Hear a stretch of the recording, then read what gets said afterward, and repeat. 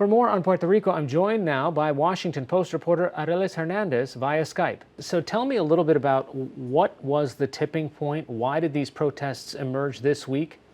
So Puerto Rico has been going through quite a bit of drama historically in the last several years, not the least of which having to do with 2 years ago with Hurricane Maria. So there's been a lot of suffering accumulated.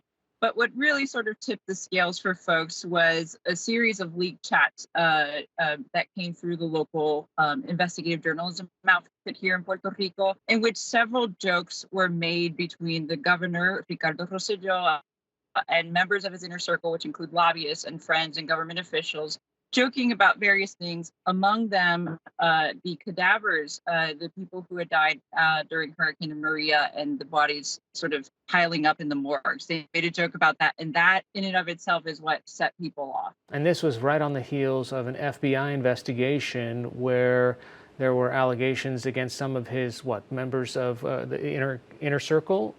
Right. No, he actually had to end his European vacation early and come back to Puerto Rico. His two top members, including the education secretary, were indicted and arrested by the FBI on corruption charges, including money laundering. Basically, they're being accused of having steered millions of dollars in federal aid to specific preferred candidates in contract.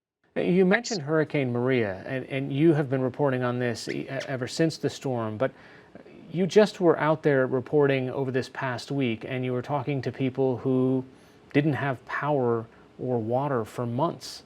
Yeah, no, I think that's part of what has upset people so much is that to see sort of have a real look at what the governor and his inner circle were thinking and talking about. Well, people were suffering out in Puerto Rico, and it's laid them of indifference to their suffering. Tell me a little bit about what sort of support now that the governor still has, because here in the mainland we're seeing lots of Democratic presidential candidates and other members of the party distancing themselves from him.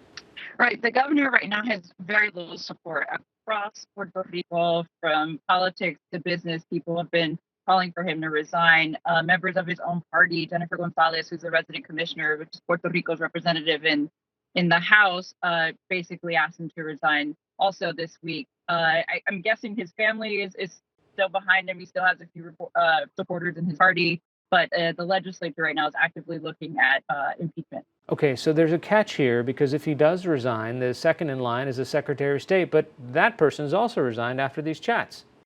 Yes, the Secretary of State was a part of this chat room, this frat boy club that some people have called it out here.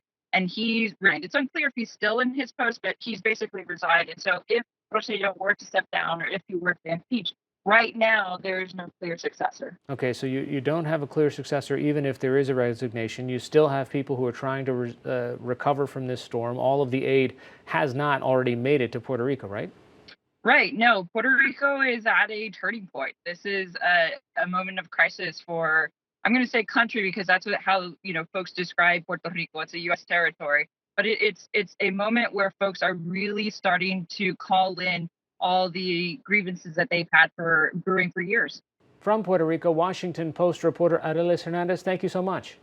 Thank you for having me.